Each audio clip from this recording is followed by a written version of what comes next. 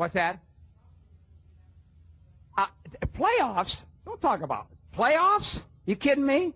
Playoffs? I just hope we can win a game.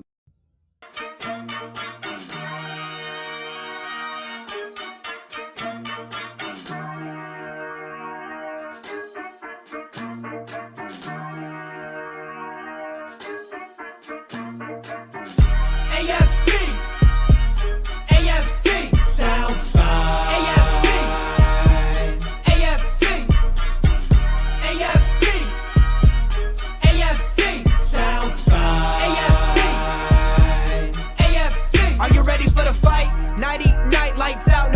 About to be the clash of the titans. Strike like a lightning bolt. You feel the ground pounding, that might be the coast. Quick like a jolt, like to hit when provoked. Don't you doubt that. That's a jaguar to a house cat. That's an outcast to a whole squadron. If you talking Houston, then we've got a problem. You'll probably get the horns if you mess with the cattle. Sit back in your saddle and get ready for the fan battle.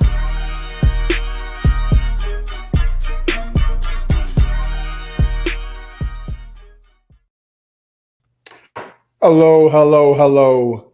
It is I, your host of the AFC South Fan Battle Podcast, brought to you by Fan Battle Sports. As with me today, I got my boy, Mr. Chris Jackson himself. What's up, brother? Appreciate you, man. Hey, glad to be here. We're going to have some fun, apparently. Right now it's just we're supposed to have some other people join. If they do, they do. If they don't, they don't. If you're a Titans fan, ask to come on. We'll bring you on because they're all scared eating mayonnaise in the corner. So nobody wants to show up. The Jags, he's supposed to be here. I'm not sure. I think he's out eating bath salts. And Sam is at her weekly Jalen Ramsey meeting. So she will not be here today. So you got us today. So exactly. That's what I'm saying. What about who needs anybody, right? That's all you need. Us two. Exactly. That's what I'm saying. Exactly. Like, what do you need the others for? Right. Well, before we jump into over here, and that's draft talk, a little NFL news. It's been a while since we've been on here. The legendary running back, regardless of his outside life, I know everybody's going to say, "Oh, murder this, murder that." Who cares? Somebody's life was lost. O.J. Simpson lost a battle to cancer. Chris, you got any thoughts on that? Yeah, I mean, O.J.'s a polarizing figure. He has been since 1990, 4 or 5. And I mean, if we're being completely honest, it's like, anybody who's a football fan, you know who O.J. Simpson is. Anybody who's not a football fan, you know who O.J. Simpson is. So, I mean, either way, it's just like, however you feel about him, I mean, it is what it is. But, at the end of the day, it's just like, they lost the battle to cancer, so, I mean, for me personally, it's just like, this is going to sound a little bit crazy, but honestly, it's just like when celebrities pass, it's just like, okay, but it's just like rest in peace either way. But, well, like at the end of the day, they're human beings, right? Yeah. So like when somebody loses their life, it's sad, but regardless of what happens, because you don't know what they're going through, cancer, you don't know what they're going through religiously, so it's sad regardless. Somebody lost a life, somebody lost a dad, somebody lost a friend. At the end of the day, that's what matters. So vibes to the family. Hope they get through this hard time. Still the greatest run in Broncos history. Like nobody had a better run in the Bronco than O.J. Simpson. So too soon? Here, that's I listen. Never too soon for that. And other news. Talk about a great run. Rasheed Rice finally turned himself in for. He got caught. I was like OJ.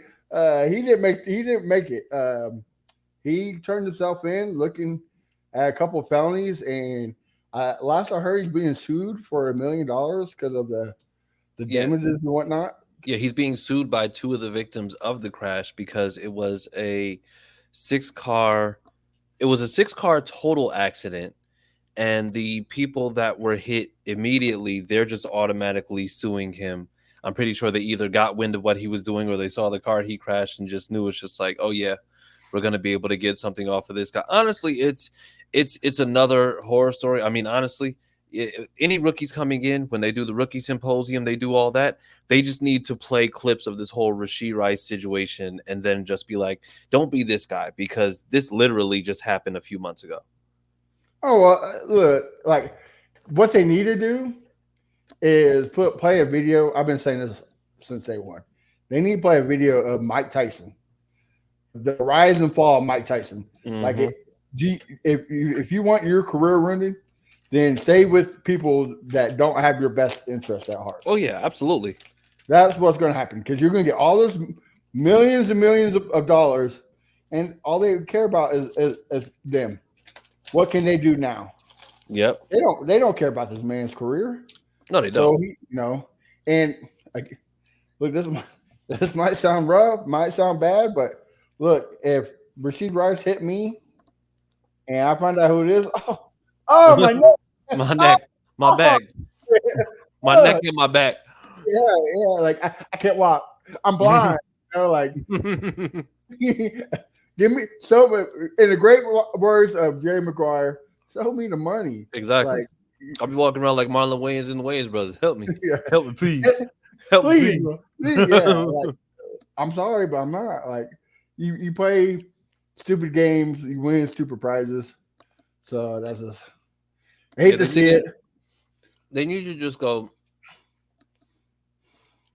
They need to make sure that they're playing like all the videos of the cases of all these guys who had it and then lost it. And then also on the flip side, highlight the guys who did it right. Highlight the guys like the Jerry Rices, like the Larry Fitzgeralds, like those guys who just like literally had careers that spanned over a decade, and they weren't in the headlines for anything but their stats and like charitable things that they were doing for the community. Absolutely. And I also think what the NFL should do is come up with a list of NFL approved money managers and say, boom, pick from this list, and that's what you have to have to be an NFL player. Somebody to use your manager, because obviously you coming out of college with no money, you need something, right? Like you got to do something to help these guys, because this is the first time where they got this much money. Yeah, you got the NIL deal, but that doesn't matter. That's apple to oranges for what they're receiving, millions and millions of dollars. So again, I think they got to do something to help these guys, because it's going to be rough for them if they don't. Well, it's just like, it's not even to kind of like pivot a little bit, but guys like Deion Sanders, for example, what he did for his guys in Jackson State was he actually brought in a woman who was notorious for like preying on athletes, and she gave them the game, like just letting them know, like, hey yo, like what, like this is what's going to happen to you. And you see it all the time. It's just like you see like these young stars, young players, they're getting hemmed up by these women who are like 30, 40, and they just like, oh yeah, well, I would never bag nothing like this. Yeah, you would never bag nothing like that if you didn't have, X amount of millions in your bank account either. Yeah. Millions and millions of dollars turn you into Brad Pitt. Like, they don't care what you look like if you're a millionaire. So, well, moving on, one more before we go to the draft. The Jets released their uniforms. Have you seen them, Chris? I have not. I think they look like ass, but everybody else in the NFL community, they think they look great. I think they look terrible. I think they look plain, like their old jerseys. This is like a dark color green, but that's just. Oh wait, no. I see them. Oh yeah, they're ass. They're definitely ass. Yeah, they're ass. Like it's like green and white is something that you could potentially turn into something great, and all they did was turn themselves into like Eagles North. Like they didn't do nothing. I mean, the black variant looks pretty dope. I'll say that the black variant looks dope, but the general uniforms, like their regular uniforms, it's yeah 4-13 incoming. Right. Well, that's what I was about to say. Like, and plus the Lions comes out, I think, tomorrow or later this week. I think they said something about Wednesday or Thursday. Okay. And then the Texans, of course, comes out April 23rd. Okay. Or 23rd or 24th. One of those two. But the good thing about the Lions and the Texans, they got something that the Jets don't. Winning makes everything look better. It doesn't matter if they are just running out there in bathrobes. Those bathrobes are going to sell because why? They're winning. The Jets, they're not going to win. They're not going to sell. Like, I'm sorry, guys. Yeah, I just don't see like they can hop out with all the uniform changes and everything else, but it's like Aaron Rodgers is a year older, coming off of an Achilles injury. It's like him like he's like conspiracy Kirk Cousins. Like he is just absolutely just He's like psychedelic Jimmy Garoppolo, huh? Yeah, it's like that's what but that's what we're dealing with now. And then, like I said, like the Jets at least have a decent enough run game where they can go ahead and do something. But I mean, because Brees Hall actually did have like a good year, especially coming off an ACL tear. But I mean, if you look at it, it's just like wide receiver wise, like who's really there outside of Garrett Wilson? Right. They didn't help him. So yeah, I agree with you. I will say this talk about the jerseys. There's one team that announced they're going back to the throwbacks, and I'm kind of excited for. And it's a team that me and you are well know of, and that's the Jaguars. I think about time. Like growing up, I thought the old school Jaguars jerseys was fire. Like, yeah, orders are great and all, but to me, I thought the Jaguars jerseys were better. They like they've experimented so many times with different jerseys. And honestly, it's just like if you stick with that jersey as the formula, I don't see an issue. Like that jersey, it's just like I'm enough of a football fan to say it's just like those jerseys are tough. Yeah, like they wear those. It's just like that's like. But again, even though they wear the jerseys, here comes 7 and 10, so it really doesn't matter what jerseys you wear. Mm-hmm. So you're still gonna lose. Yeah, your fans are still going to cry. So, but Chris, let's talk about why we are here. Draft is in 2 weeks. Yes. My favorite part of the NFL offseason, because it's complete chaos organized. Mm-hmm. I love it. So let's jump to the team that's not here and it smells like mayo. Okay. Let's talk about the Titans. So here's what ESPN considers the Titans draft needs. Me and you are not Titans fans, so we really don't have a great depth on this, but tell me, do you agree with this list?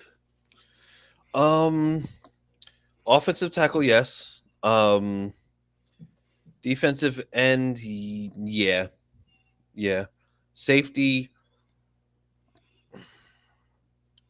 So, I mean, for me personally, I'm not sold on Amani Hooker. And I know that they put, and I always forget his name. Oh, I think they put Molden back there at safety. Mm-hmm. But the thing is, I think it's just like you're doing things to kind of like patch a position rather than actually like fix it. And right. I mean, I of course I know that I'm a Colts fan, but and then you have linebacker where it's just like I'm pretty sure like they've lost. Yeah, I know it's just like they lost like for me, if I'm looking at this list, I don't see anything wrong with it. But I think the Titans are a team that is going to try to rely very heavily on their offense because the defense, I just don't see it. Like, I don't see the defense being any better than where they were. I mean, the secondary is better because, I mean, they went from like no corners to now they have Snead and Awuzie. But I mean, you have Awuzie who's a little bit older and you have Snead who I'm not. Oh, so Snead is good. To me, Snead is good. I think he can be a fringe great corner. But the thing is also, how is he going to be able to operate without a hell of a pass rush coming from Chris Jones up front? Exactly. I've been telling Titans fans that from day one, but Yeah, well, the Mayo causes hearing loss, so absolutely. And so with the 4 spot linebacker, you agree with that? yeah, because I think linebacker has kind of been a rotation. Right. I think linebacker's just kind of been like a tough spot. I don't know if they're going to change their defensive philosophy, because I think if you change defensive philosophy, then you may not, do too well. And I have and then mind you, we talked about this pre-production because somebody said don't like Simmons and Landry. I was gonna let tell you finish, but yeah, I was gonna bring that up too. Yeah. Yeah. So the thing is, I like Jeffrey Simmons, and I think that he can be effective. But I think one thing that doesn't make me believe that, like it's more so like I see it to believe it, where he will still be able to be super effective, is how he works with not having Danico Autry on the side. Because the thing is, Danico Autry is a great complement piece when it comes down to how he's able to really just like let Jeffrey Simmons just kind of go off. Like Danico Autry's a dog. I was mad when, we lost him because, him playing next to Buckner was just fantastic. But the thing is, now without Autry there, Simmons is basically just going to have to be working on his own. And Landry, is Landry going to play? Is he going to play three technique, or is he going to play linebacker? Scheme, so you don't know what you got out of Landry. Yeah. So the thing is now, and last year it's just like I don't think Landry was as effective at all. And they said Arden Key, like that's supposed to be Arden Key. Arden Key is Arden Key. Like there's no, absolutely not. No. Well, like we were saying earlier in pre-production, yes, Jeffrey Simmons is a beast. But I love him on the Texans. Absolutely, the guy is top 3, top 3 defensive tackle, easy. But he's not Chris Jones. Quit comparing him to Chris Jones. Like Chris Jones is a man of himself. Like he is a legend. And also, the Chiefs' defensive line, the pass rush was way better. You had Carl Liffis, Charles Aminu on the career year, Noddy, like they had Nick Bowden, like they had they're hitting from everywhere. Yeah, Leo Chenal. Right. And not to mention the quarterback blitzes, like they had a pass rush coming to you. That's why Snead was so great, because they didn't have time to react. They were top 5 in pass rush for a reason. So I'm just let me get off my soapbox for that one. But go ahead. What were you saying? No, I think like the thing about the Titans going into this season going to be that everything's going to be different. Like there's going to be a change. So the thing is, depending on how the defense changes, that might change how people are able to play. Now, also, Snead was kind of able to work a little bit more freer when it came down to how they work in the defense, because with Steve Spagnuolo, everything originated in that front 7. And with Chris Jones being able to generate a heavy pass rush as he was, it gave guys like Snead, Trent McDuffie, it gave them the opportunity to just go and just like be able to cover a little bit freer, do what they're doing.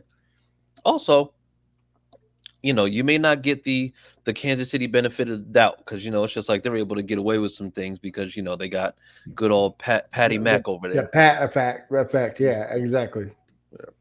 Yeah. So, all right. Well, this is a 7th-round draft mock from ESPN's own Matt Miller. So this is what he has the Titans selecting with their picks.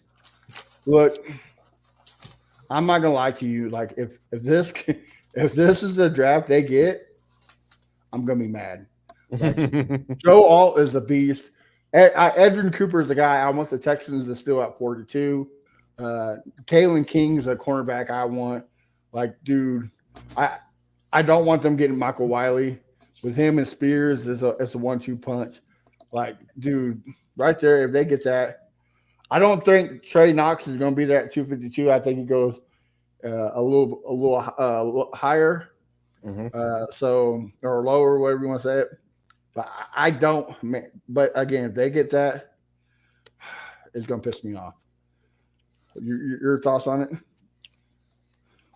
Honestly, that draft, that would probably be like the most solid draft that they've had in a very long time.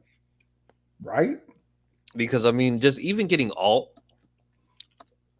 just one offensive lineman could potentially help shore them up. Because if you can go and get one guy who can actually be dominant on one side, that means that now you can kind of work your offense around what you're able to do. So, I mean, this draft, to me, if this draft was to happen, hats off to him. You're going to get nothing but props from me. Absolutely. I think that makes this team a little bit harder than they.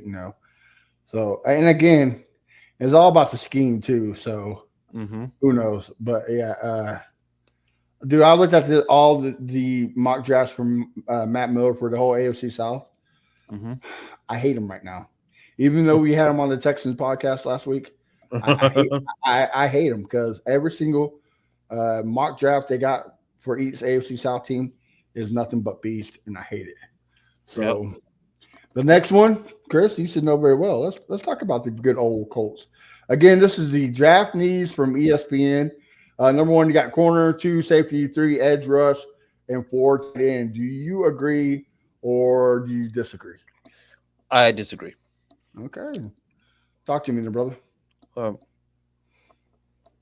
if I'm being honest, for me, edge rusher is up there number one. Oh, I like it. Edge rusher's number one.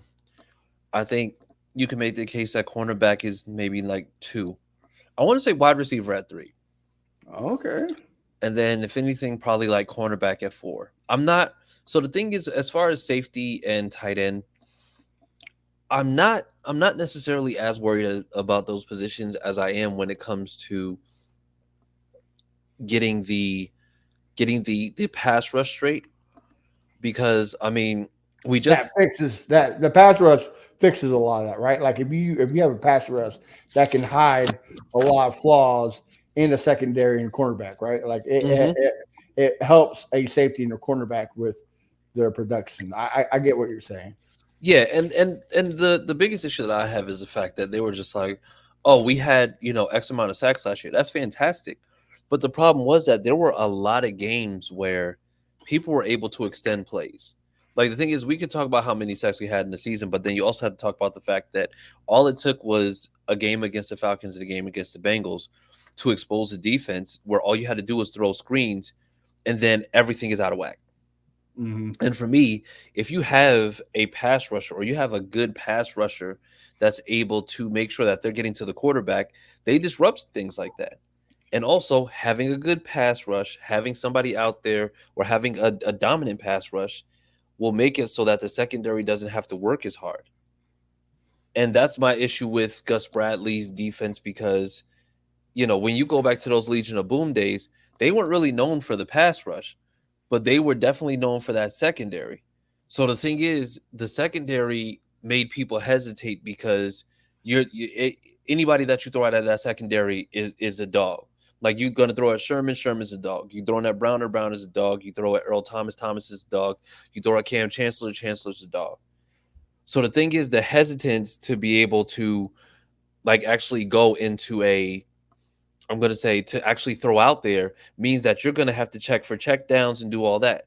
But that means that the front seven, if the front seven isn't that great, then it's still going to make up for because you're not just automatically going to take shots on that secondary. You're not. But the thing is right now, the secondary that we have currently, it's still a young secondary. We still need to get a full season out of Juju Brents. And I mean, having another veteran corner would absolutely help. But Ballard doesn't believe in signing veterans unless they were on our team already. And so now, getting a pass rusher, getting somebody at 15 that would potentially be somebody who's a game breaker or who could who can greatly increase that pass rush is going to make the secondary job that much easier. But we don't know. Cornerback, this last point, it's just like we need cornerback help, and I don't want to wait until like the 6th or 7th round to do it because all I want to hear about, oh yeah, well he did good, Like, no, you're saying he did good for being a 6th rounder. I don't want to hear that. Like, no, absolutely not. And then wide receiver. This is a very wide receiver heavy draft. So I feel like if, let's just say we trade back into the 2nd round, I think there's still going to be a big game changing wide receiver that will still be there in the 2nd round just because of how deep this draft is at wide receiver. And this person said it best. He was just like, Jared Verse will be a good pick if he's at 15. Honestly, if Jared Verse is there at 15, I'll turn the card in my damn self. Because I think that would be a fantastic pickup by us. Right. I mean, and you can also jump back and get a guy like Chop Robinson and then get a couple more draft pieces. But I like how you said nobody remembers the front 7 on that Seahawks. Well, a lot of people forget that front 7 was mean. Like they had a Brent Reed, they had a Cliff Averill, they had a KJ Wright. Like they had a lot of guys get to the quarterback. Bennett, they had a lot of guys that get to the quarterback to help those guys. So it wasn't, you're right. All those guys were dogs. Earl Thomas, Shane Kempster, all of them were dogs, but they had help. Yeah. That's what a lot of people forget. You have to have that front 7 because if you don't have somebody get after the ball, it's gonna be a long day for them. Yeah, not to minimize because, like I said, I don't want to minimize the effect because, like I said, it was KJ Wright, Bruce Irvin, Cliff Averill, like those guys. Right. I guess it's just like for me, it's just like they just weren't able to have the same success outside of that, so that's why it's just like it was easily forgettable to an extent. Right. No. I was just trying to help your point. Yeah, I agree with you. Yeah, absolutely. Oh yeah. Absolutely. Well, here is what Matt Miller predicts, y'all. Again, if y'all get this, I'm walking out. Like I'm throwing tables. I'm getting mad because to me this is you get your Danico Archery back in Byron Murphy, and you get a good depth piece in Marshawn Nealon, Tyke Smith. I think that's a low key really good pickup, and then Washington. Like, bro, you get him with the 151st pick. I'm done. I just, you know what?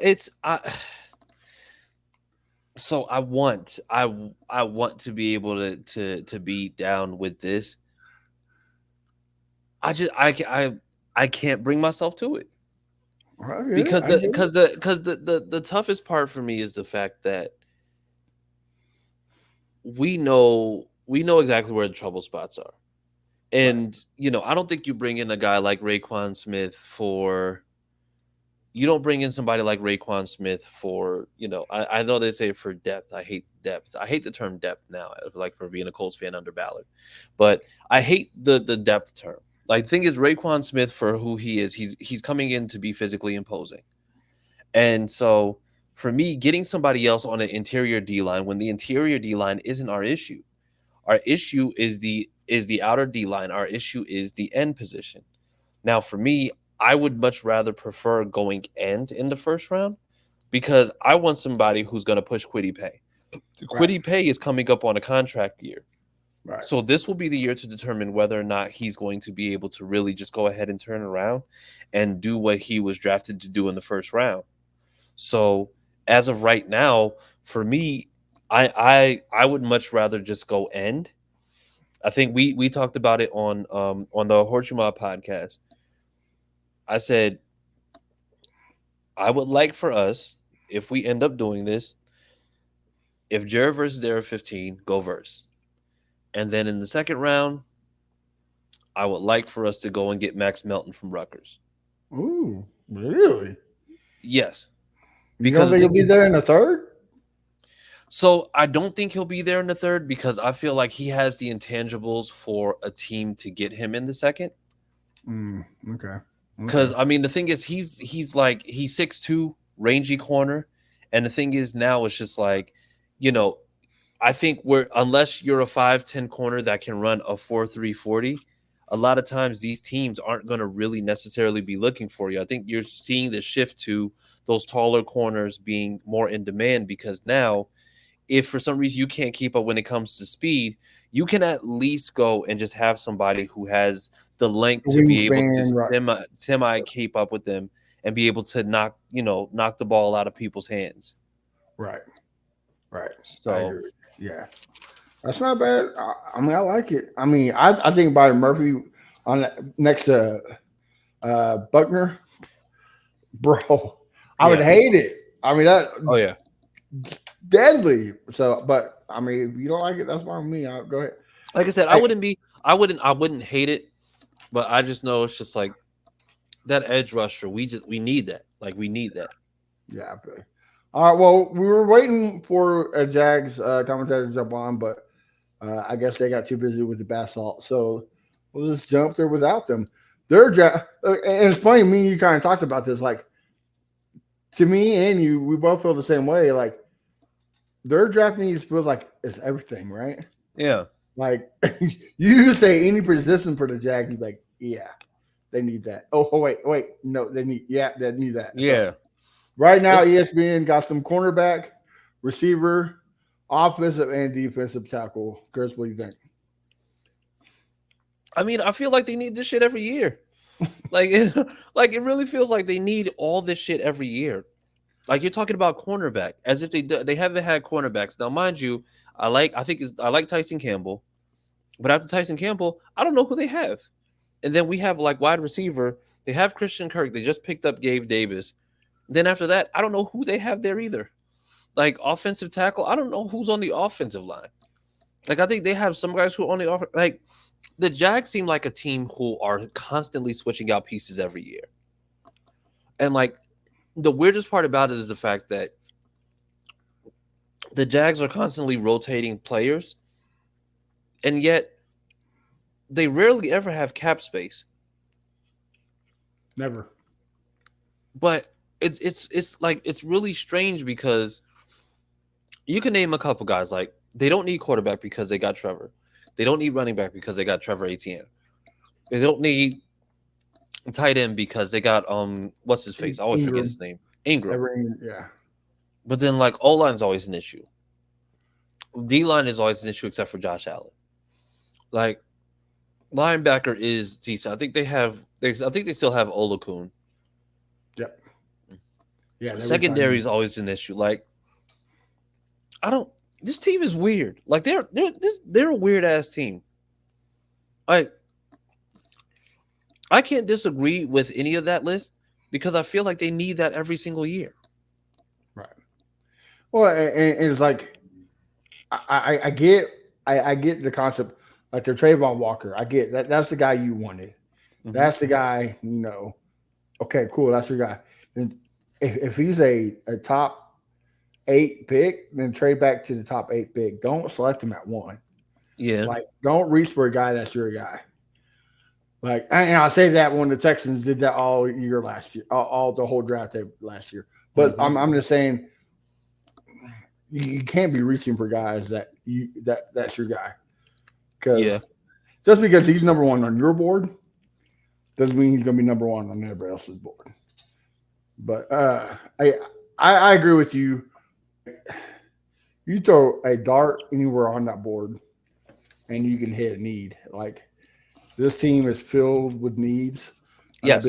Besides Josh Allen and Trevor Lawrence, I know you mentioned Etienne and Ingram, but to me, I think Josh Allen and Trevor Lawrence are the 2 guys that are untouchable, and that's just because of the Trevor Lawrence's position. Quarterback is hard, You don't want to disrupt it if you don't have to.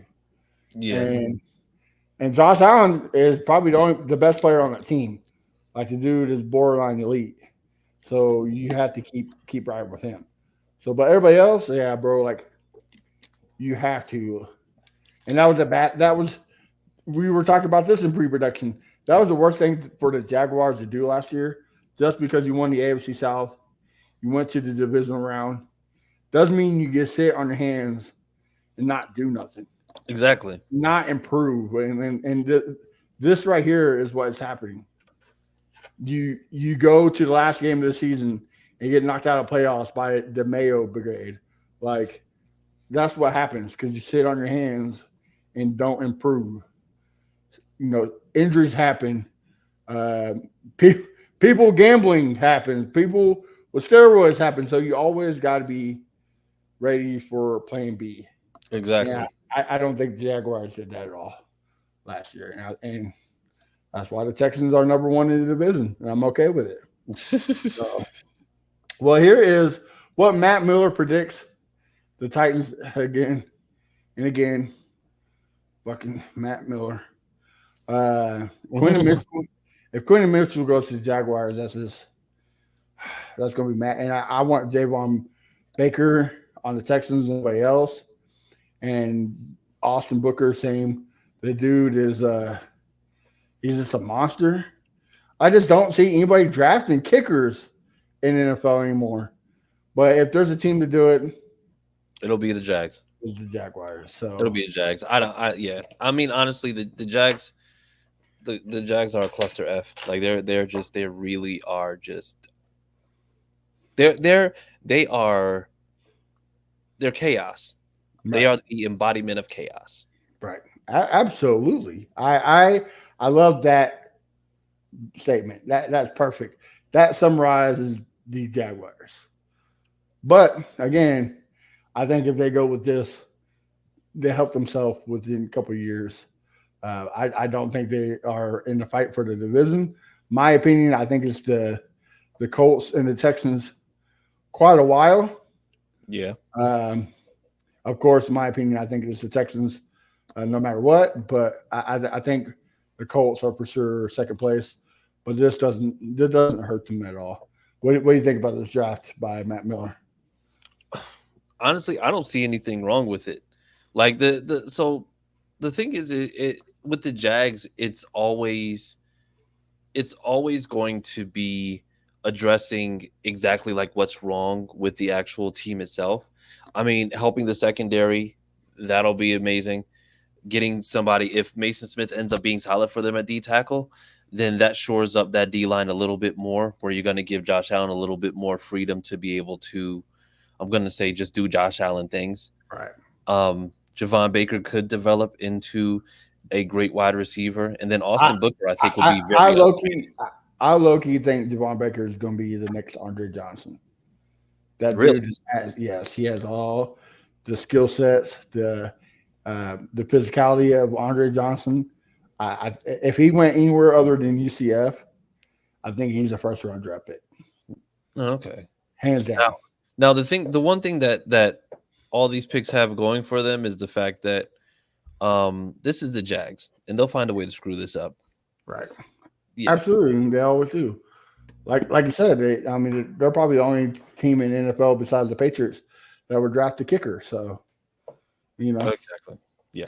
All right. Well, last but not least, let's move to the AFC South champions. Oh.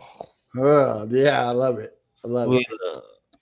This is ESPN's draft needs for the Texans. They got defensive tackle, cornerback, linebacker, and safety. Chris, before I give my thoughts, what do you think?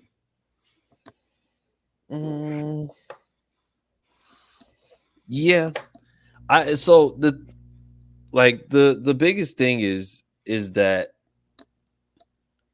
to me personally, I think the fact that O-line isn't on there at all is kind of like putting y'all at a little bit of a disadvantage, because you want to continue to protect CJ Stroud. Oh yeah, absolutely. And as elusive as he is out the pocket, you guys had a lot of O-line rotation last season. Right. So, I mean, the biggest thing is that you have to be able to, make sure that in the midst of protecting your quarterback, that you're also making sure that you're shoring up those positions. So, I mean, I could very easily see the Texans going heavy defense in this draft, but also I think you are kind of putting CJ Stroud at a disadvantage by not at least going O-line in one facet. Like, at least saying, like, for me, I think I would maybe put O-line in there, maybe over safety. Okay. I like I Petrie. mean, that's not bad. Yeah. Yeah, I like Petrie. I think linebacker absolutely is need. Cornerback, I think if Stingley can have a healthy season and be consistent, then I think anybody who's after him, because I think after him, who do you have? Jeff Okuda. Okay, cornerback is that too. Okay. And then D tackle, D tackle is absolute need. So I mean, I think I would maybe switch out O line at 4 instead of safety. Well, this is the reason why I don't think I think O line maybe be top 5. This is why I don't see top 4. Like we had our whole front offensive line out for the season, out of games for at one point of time. Like none of our starters were all on the field at the same time. So many energies, and then also the zone blocking scheme is so great that it helps. It helps masking a lot of flaws on the offensive line. So I think we do add that depth pieces because we did lose a couple of depth pieces, but I think we do in the 4th or 6th round. I don't think we do it in the first 3 rounds. I think the talent is so rich of these positions that we need. Like we do need a defensive tackle. We do need a cornerback. We do need a linebacker. I think you do go safety over offensive line just because, Jaden Petrie was a dog, but he fell off last year. Yeah. So you don't know if he's going to be better or what. And Jimmy Ward can't stay on the field. So you got to have somebody to even those two out. So I think you go safety. But my only thing on this list is I don't think defensive tackle is number 1. I think it's cornerback. Okay. Because you, like you said, after Stingley's a dog. I think he's going to be one of the most. I think he's going to be top 5 before the season's over, or before his career's over. But after that, you got Jeff Okuda and C.J. Henderson. There's reasons why they're not on their rookie contracts no more. There's reasons why these guys are free agents. Like first round picks too. Right. And I get the thinking of Nick Casario and D'Amico Ryans. I get it. I love it. It's low risk, high reward. If these guys pan out, it's perfect.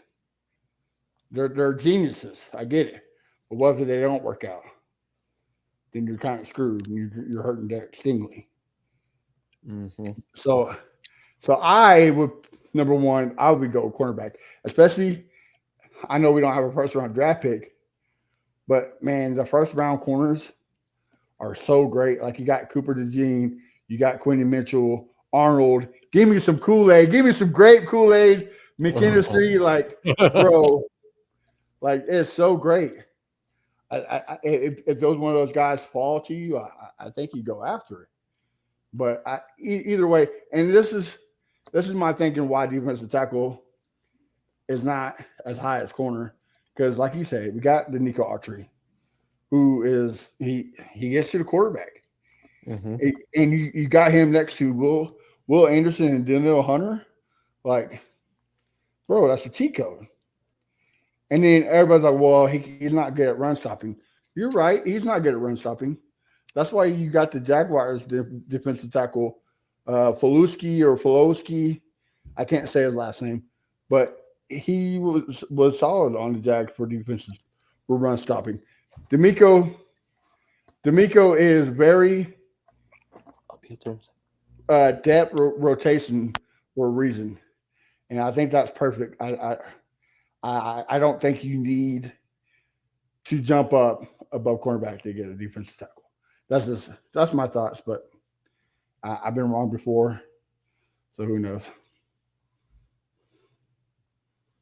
And are you there, or are you trying to cut off? Okay. Little guy came through.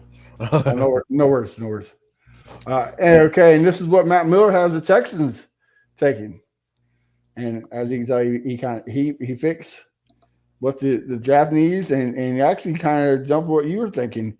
He took a center at third pick. That's my only head scratching pick, but who knows?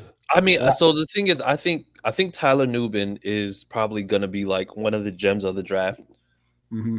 because I think it's just like he has all those intangibles. He already looks like he's ready to go, so he's somebody who could potentially be a day one starter. And so, I mean, I think for teams that are looking for safety help or teams that are looking for secondary, having somebody like that who can come in from day one, I think that's going to be a big thing. I know that they have a couple mocks where they had us taking Nubin in the second round, and so, but I think like Braden Fisk, I think is probably going to be. I think Braden Fisk. Well, actually, no, because that's a trade down from the first. Yep. So actually, Fisk and Nubin, like that one, I think that could possibly work. However, I do see that Nubin could probably switch the two because I could see Nubin going before Fisk. I think Fisk is going to be somebody who is underrated, who might be like a late second, early third round pick. Really? Yeah. Okay. I see him at, like where he's at, like borderline first, borderline second. Like the dude. This is what's hurting guys like Braden Fisk and Johnny Newton from Illinois. Has got that good defense, and not just them, but Tyler Nubin. The need for quarterbacks is going to hurt guys like that. The need for receivers and in such a rich receiver draft and offensive tackles. Like I think that's going to push guys like Braden Fisk, Tyler Nubin, Johnny Newton. I think that pushes them back because of stuff like that. And like an Arnold, a McKinstry, a lot of corners that are supposed to be top first round picks, and because of their medical or their combines kind of took a hit, I think they fall to the second round because of that reason right there. Yeah. So I think that's why those guys will be there. But I agree with you. If we get Fisk and Nubin, I mean, I like Fisk. I'd rather take Newton. The dude's he's a beast. Yeah. If you look at what D'Amico Ryans describes a defensive tackle, you'll see a picture of Johnny Newton. So that's why I want Newton. But I mean, look when what was the quarterback for Florida State? Jordan Travis. When he went down, when he went down, that defense drove the Florida State that far, and he was the main reason. So you just got dude's going to be something special. I wouldn't mind him there. So, and I also wouldn't mind Cade Stowe. I think he goes higher than 127. I think he's I think Cade Stover might be a guy that goes much sooner than that. Yeah. But and Malik Washington at 123, I'd love that too. But look, man, when you have Noah Brown, John Mechie, and Robert Woods all fighting for the wide receiver 4 spot, like that's a problem you would love to have. like that's fine with me. If they're fighting for the 4th pick, that's fine. Like I don't really care. Like depth, yes, okay. But other receiver, I'm not concerned about it, especially this year. Like the Texans are in a good spot. Yeah. Because the best position is on a rookie quarterback or rookie contract. And that's CJ Stroud. Like it's win now mode. So you do whatever you can to win now. Because look, dude, I know Titans fans think CJ Stroud is nobody. He's just another quarterback that's going to be mid. I don't think so. I think by the time his rookie contract comes up, he's going to break all the records when it comes to contracts. I think we're going to have to pay this man. Oh yeah, So yes, I'm completely fine with that because if he's taking up $70 million a year, right? Exactly. I'm completely okay with that. Take all the money, CJ. That's what I'm saying. Like people like you, like the Colts fans and all that, they would love that. I wouldn't, because that's going to hurt our chances of getting pieces to win. So now Yeah. that you can go get pieces to win, this is the time to do it. Like, win now. A lot of analysts said that we're fighting for the Chiefs and Ravens spot. I agree. This is the time to do it. Oh yeah. Hopefully, we can make a chance. So there's Chris. You got anything you need to add before we leave, brother? No, welcome back, Defo. Resigned today, Yeah. 2-year extension for 46 million. That shores him up. That actually, I believe that extension is going into next year, I believe. So that'll be following this season. So I mean, Chris Ballard has done a fantastic job making sure that he's locking up all the difference makers that we have now. So Right. like I said, it's just like I know the Colts fans were pissed off everywhere that we saw all these free agents go and everything, but I mean, honestly, it's just like we didn't lose anybody who was just an impact player last year. So I mean, hats off to him because being able to do all that was just fantastic, and then also locking up DeForest Buckner before his contract comes up, and locking up Zaire Franklin before his contract comes up next year is also huge too. So yeah, hats off to Chris Ballard. All that to come in second place, right? You would hope. You would hope. Listen. There's a lot of different moving parts. So the thing for me is that you could have all these people come through, and you could sign free agents, and that's all fantastic. You're gonna either end up being a fantastic team that goes over 14 wins, or you're gonna end up being like the 2011 Eagles, where you guys look fantastic on paper, Right. and then you're just out there just looking absolutely foolish. Right. Any given Sunday, football is a toss up. But hey, look, like I've been saying in the last month or so on the Texan Fan Battle podcast, this is the most excited I've ever been as a Texan fan. Forget 2011, forget 2019, forget Deshaun Watson, forget Arian Foster, forget JJ Watt. Like, this is the most excited and I got JJ Watt right there on my wall. Like, I'm a diehard JJ Watt fan. I've never been this excited as a Texans fan. I'm excited. This is probably the most excited you have ever seen me. I hope we win the Super Bowl. So I mean, hey, let's get to the AFC Championship. So I was about to say, it's just like, let's not talk Super Bowl. Y'all got to get past divisional round first. My opinion, like I think that talk is stupid. Everyone's like, oh, you've never seen the AFC Championship game. I don't want to go just to see it. Exactly. Like, if I go, I want to win. I don't think that's an accomplishment. Ooh, you got third place. Congratulations. Like, dumb. That's a stupid argument. That's a stupid zinger. Oh, we never made the AFC champion. Dumb, stupid.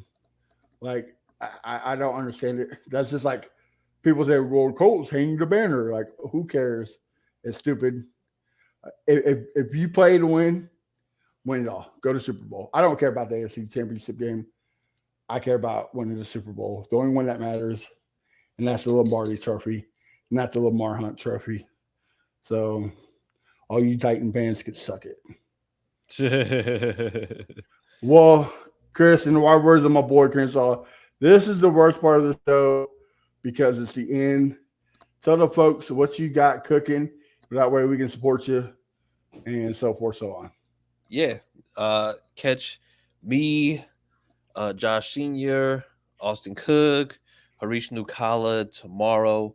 Horseshoe Mob Podcast. We will be live 9:30 Eastern, 8:30 Central. We're actually going to be doing our own mock drafts. So this way we'll be going over exactly what to expect, what we expect. We kind of covered the draft a little bit last week, but this week we're going to basically just do it fully in depth. And and then for the actual draft, we'll actually be doing a live draft special. So definitely stay tuned for that because that is going to be all types of fun and all types of great things. So yeah. All right, you heard it. Check him out everywhere. And what about social media? Where are you going to find you on social media? at CJ Colts fan on Twitter. We don't call it X over here.